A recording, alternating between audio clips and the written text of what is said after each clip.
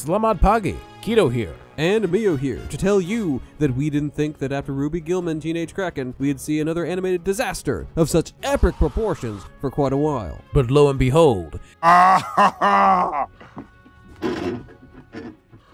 that's hot. That's hot. It seems that Disney's wish is a disappointment both in story and at the box office. Honestly, I'm really not sure of all the reasons why people hate this movie so much, but people are roasting this movie relentlessly in the comments of the trailer. I'm dabbing in. Yeah. Ooh, a quirky, clumsy heroine. How original. Stunning and brave. Can we have a female protagonist that's not the same silly adorkable goofball for once PLS? What the heck? I'm rooting for the king on this one. Her personality down to the way she speaks and her expressions are identical to like every Disney protagonist we've had since Tangled. Is this not exhausting to anyone? This for the 100th anniversary? Walt Disney is looking down in disappointment. Rancid, I'd call it. As for why we have no interest in seeing this movie, I'm just tired of the fact that all these movies feel the same.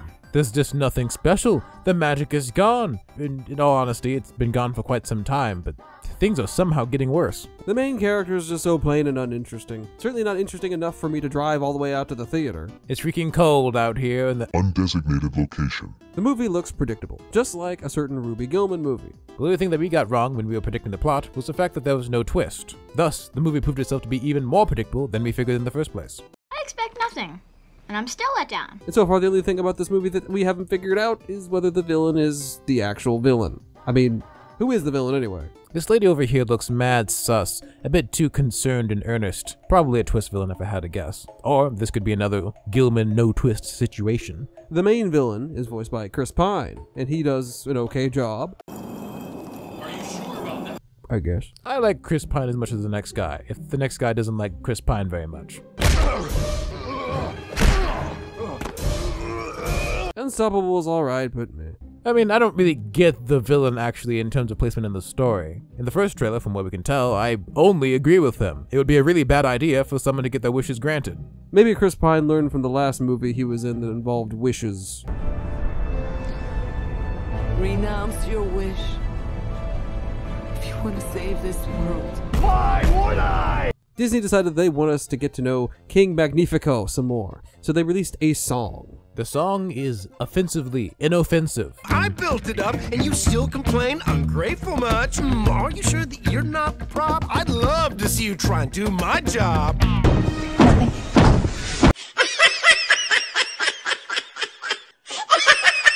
We're not getting out the kingdom with this one fire. Chris Pine can sing.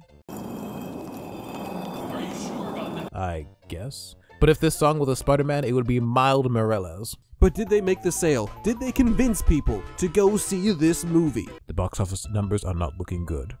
50 million domestic. Oof! And that brings us to the subject of how much did this take to make?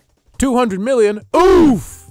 To be fair, that is less than Tangled, which was also ridiculous. But that doesn't include marketing, so this movie was probably even more expensive than that. Thus, it's falling really far behind. With a budget more inflated than a pufferfish, one must ask the question, where did this money go? Look at those hands! I know girls like smooth skin, but exfoliating the very creases out of your palms is a bit ridiculous, don't you think? Maybe it's considered part of the art style, which looks a little bit cheap to me. Maybe some people like it, but I don't jive with it. Wow, this art is amazing. I can't wait to see it in theaters. I love this art so much. Emoji, emoji. Did you just post cringe? You should delete your comment now!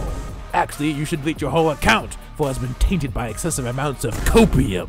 That being said, I'm glad you like the art style, even if I personally don't. I mean, honestly, to each their own. Same here, heart emoji. You too! This could end worse than Ruby Gillman did. I mean, it will make more, but at least Ruby Gillman had a budget a quarter of the size. DreamWorks lost money, but Disney is fixing to lose a whole bundle. Much like Gillman, this movie has been rather poorly marketed, as I didn't even hear about it until it actually came out. In the end, only time will tell if this movie succeeds or not. I mean, good luck to the animators, I guess, and good luck to all the cast. In short, this movie was a mistake, and I think it never should have existed, so Disney, do better. If this video reaches 100 likes, we'll watch the movie or something. Watch this video over here if you're interested in another one, or maybe watch this one over here. And in the wise words of Steve Trevor, I'm already gone. By the way, we are still releasing a video on FNAF degeneracy. That'll be coming out later this week. We're just doing this because we haven't uploaded anything for a while, because we've been working on a rather long project on the other channel. So please enjoy.